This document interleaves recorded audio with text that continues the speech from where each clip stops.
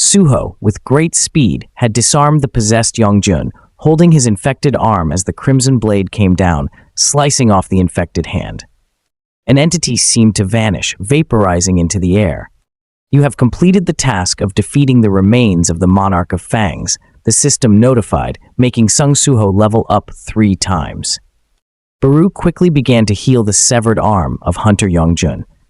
After finishing the first aid, Baru informed Suho, who was relieved that the situation had been resolved without having to take Yongjun's life. Suho relaxed as Baru reassured him of his victory, even though Suho doubted his words. Excited, Suho was glad he had the opportunity to try his new battle technique, feeling that the battle had been worth it. Wanting to check for rewards from the system, he received a prompt asking if he was willing to accept the reward. Accepting it, Suho obtained the Slashing Storm rune and instantly learned the Slashing Storm skill. Using this skill required 50 mana, and it imbued his blade with the power of a raging storm, allowing him to attack multiple enemies at once. Looking at the Crimson Blade, Suho wanted to test his new skill. How humiliating, the Crimson Blade spoke. "To think I was defeated by none other than the heir of the Shadow Monarch. But this will not be my end, for the greed of humans knows no bounds. The moment you take me, I will swallow your soul whole," the Crimson Blade warned as Suho reached out, holding its hilt.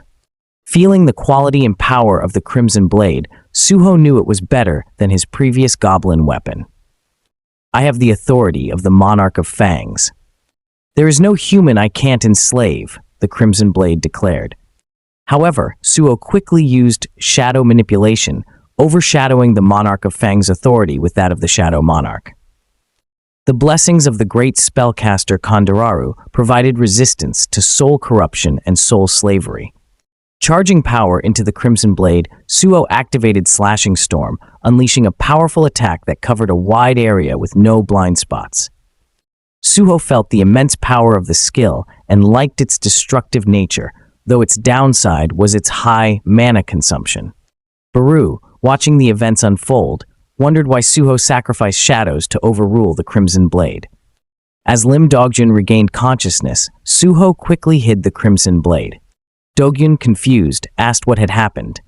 Beside him, Lim Dogyun was surprised to see the unconscious, possessed Yongjun. Outside the dungeon, the survivors, mostly E and F ranks, were terrified, having narrowly escaped death. Suho told Lim Dogyun to stay put while he returned to the dungeon to search for other survivors. Dogyun agreed, watching Suho walk back into the dungeon. As he pondered how an E-rank hunter could have a summoning skill, he realized that Suho was much stronger than he appeared. Deep inside the dungeon, more red wolves gathered in packs, but a familiar shadow gauntlet struck them down. Suho, in a battle frenzy, mowed down the red wolves, progressively leveling up. Realizing there were more wolves, Baru encouraged Suho to hunt them for experience points and battle experience. Annoyed, Suho asked the Crimson Blade why its attacks were so weak. The Crimson Blade rebuked him, refusing to ally with the heir of the Shadow Monarch. The Crimson Blade was a weapon made by the King of Beasts, containing a part of the Monarch of Fang's spirit. It had an effect that instilled contempt for the weak, freezing opponents in fear, decreasing their abilities by 50% and granting a 15% chance of dealing a 100% fatal attack. Baru, amused, tapped the Crimson Blade, teasing that its skills only awakened against weaker enemies. Suho, now with a talking blade and a talking ant, looked at both Baru and the Crimson Blade blankly, wondering how chaotic things would become. Approaching an altar, Suho halted, seeing the lifeless bodies of the strike squad before him. The sight was unpleasant, reminding him of the worst-case scenarios for hunters. These idiots dared to trespass these grounds. They deserve what they got.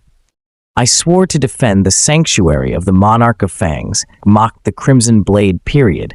Before it could continue, Suho grabbed it by the hilt, embedding it into the ground. "Shut up," he shouted. A system notification asked if he wanted to use shadow extraction on the deceased bodies. Suho turned to Baru, asking if shadow extraction on humans was possible. Baru confirmed that any dead creature could be extracted. Suho considered using shadow extraction on the fallen strike team, but hesitated, realizing these people had left loved ones behind. He couldn't bring himself to do it, and decided to carry their bodies instead. Baru was surprised and asked why he would not use shadow extraction. With pain in his voice, Suho replied, "It would be cruel to force them to fight for me even after death." His answer left both Baru and the Crimson Blade dumbfounded. He covered the deceased strike team respectfully. Confirming with Baru that this sanctuary belonged to a monarch, Suho asked if it had anything to do with the Itarim, since his father had stained the monarch of fangs. "The Itarim are your father's sworn enemies," Baru explained. "But there were 9 other monarchs: the king of beasts, monarch of fangs; the king of insects, monarch of plague; the king of magical beings, monarch of iron-bodied; the king of demons, the white flame monarch; the king of giants, monarch of primal; the king of ice people, monarch of blizzard; the king of magical spirits, monarch of illusions; and lastly, the king of dragons, monarch of destruction. All of these monarchs possessed power beyond your imagination. However, your father faced them all when they invaded Earth and killed every single one." The Crimson Blade cursed Suho as a murderer. "If I had my full power, I would kill you and feed you to the red wolves." Suho, without harsh feelings, negotiated with the Crimson Blade, informing it of the outside invaders, the Itarim. If the Blade wished to protect what was precious to it, Suho offered a bargain. "If you help me, I will help you keep the altar safe." "Do you wish to join the forces of the Shadow Monarch's heir?" Suho asked as he grabbed the Crimson Blade. "The Shadow and Fangs fighting a common enemy? I like the sound of that." Many hours later. Meanwhile, Lim Dogjin was being interviewed about the massacre that occurred in the D-rank dungeon. Grateful for Suho's help, he detailed everything that had happened.